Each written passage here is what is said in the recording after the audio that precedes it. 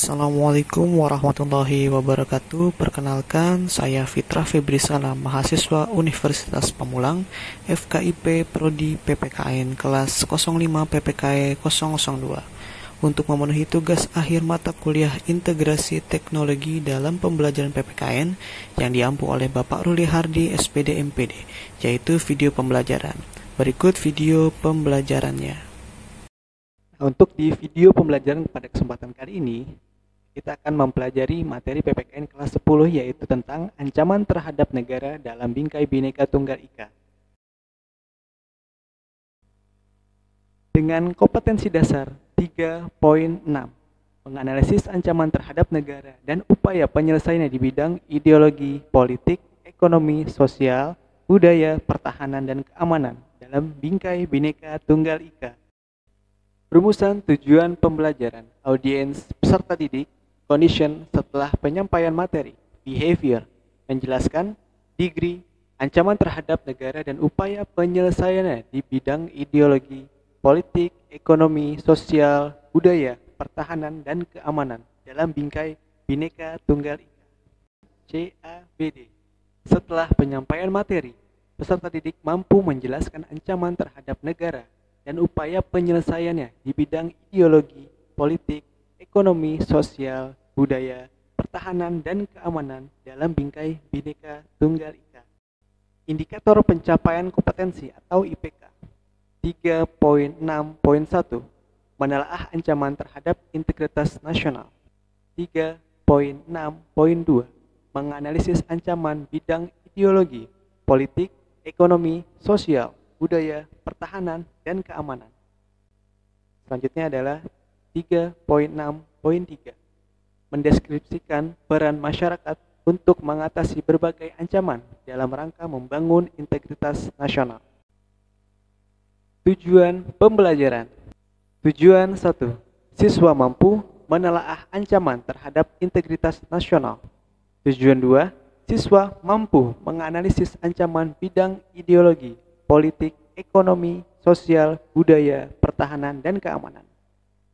Tujuan 3, siswa mampu mendeskripsikan peran masyarakat untuk mengatasi berbagai ancaman dalam rangka membangun integritas nasional. Topik pembelajaran. Di bab 1, ancaman terhadap integritas nasional.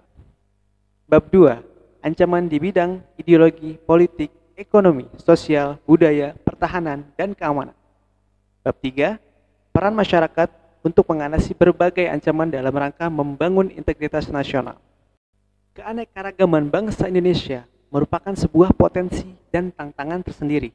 Disebut sebuah potensi karena membuat bangsa Indonesia kita menjadi bangsa yang besar dan memiliki kekayaan yang melimpah, baik alam maupun kekayaan budaya, yang dapat menarik minat para wisatawan asing untuk mengunjungi dan investor asing untuk menanamkan modalnya di Indonesia. Nah, selain itu, kebinekaan bangsa Indonesia juga merupakan sebuah tantangan, bahkan ancaman. Adanya kebinekaan membuat penduduk Indonesia mudah berbeda pendapat, yang sewaktu-waktu bisa menjadi ledakan yang akan mengancam integrasi nasional. Oleh karena itu, warga negara harus mewaspadai ancaman ini yang dapat memecah belah persatuan bangsa. Ancaman terhadap integritas nasional. Ancaman bagi integrasi nasional datang dari luar maupun dalam negeri Indonesia sendiri dalam berbagai dimensi kehidupan. Ancaman tersebut biasanya berupa ancaman militer dan ancaman non-militer. Ancaman militer. Ancaman militer berkaitan dengan ancaman di bidang pertahanan dan keamanan. Ancaman militer adalah ancaman yang menggunakan kekuatan bersenjata terorganisasi yang dinilai mempunyai kemampuan membahayakan kedaulatan negara, keutuhan wilayah, dan keselamatan segenap bangsa. Ancaman militer dapat berupa agresi atau invasi, pelanggaran wilayah, pemberontakan bersenjata, sabotase, spionase, aksi teror bersenjata, dan ancaman keamanan laut dan udara. Nah, yang selanjutnya adalah ancaman non-militer. Ancaman ini salah satunya disebabkan oleh pengaruh negatif dari globalisasi. Globalisasi yang menghilangkan sekat atau batas-batas pergaulan antar bangsa secara disadari ataupun tidak, telah memberikan dampak negatif yang kemudian menjadi ancaman bagi keutuhan suatu negara, termasuk Indonesia. Ancaman non-militer diantaranya dapat berdimensi ideologi, politik, ekonomi, sosial, budaya, pertahanan, dan keamanan. Nah, bagaimana cara mengatasi ancaman militer? Nah, Undang-Undang Negara Republik Indonesia tahun 1945 telah mengatur strategi pertahanan dan keamanan bangsa.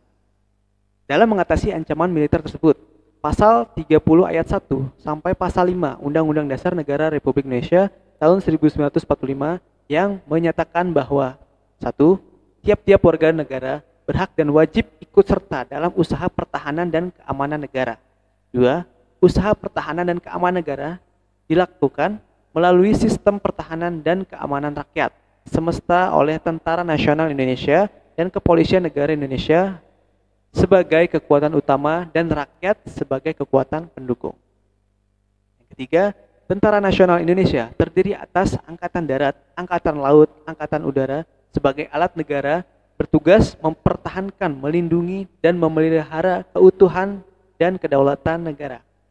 Yang keempat, Kepolisian Negara Republik Indonesia sebagai alat negara yang menjaga keamanan dan ketertiban masyarakat, bertugas melindungi, mengayomi, melayani masyarakat, serta menegakkan hukum.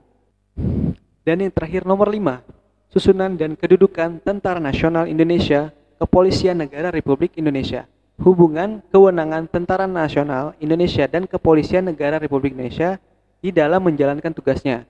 Syarat-syarat keikutsertaan warga negara dalam usaha pertahanan dan keamanan diatur dengan undang-undang. Selanjutnya, mengatasi ancaman non-militer. Strategi yang dapat dilakukan dalam menghadapi ancaman di bidang ideologi dan politik adalah mengembangkan sistem demokratisasi, kebebasan, keterbukaan, dan hak asasi manusia. Nah, di bidang ekonomi, sistem ekonomi kerakyatan merupakan senjata paling ampuh untuk melumpuhkan ancaman di bidang ekonomi dan memperkuat kemandirian bangsa kita. Dalam menghadapi pengaruh dari luar yang dapat membahayakan kelangsungan hidup sosial budaya, bangsa Indonesia berusaha memelihara keseimbangan dan keselarasan fundamental, yaitu keseimbangan antara manusia dengan alam semesta, manusia dengan masyarakat, manusia dengan Tuhan, keseimbangan kemajuan lahir dan kesejahteraan batin. Nah, bagaimana peran serta masyarakat untuk mengatasi ancaman tersebut? Nah, ini adalah hal-hal yang dapat kita lakukan bersama.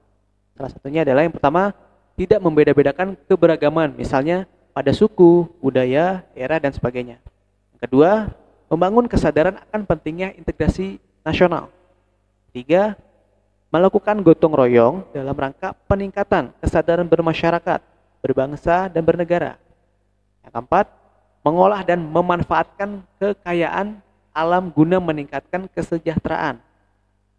Kelima, yang terakhir, menjaga persatuan dan kesatuan bangsa. Dan mungkin hanya itu yang dapat saya sampaikan, mudah-mudahan bermanfaat untuk kita semua. Terima kasih. Wassalamualaikum warahmatullahi wabarakatuh. Salam sehat.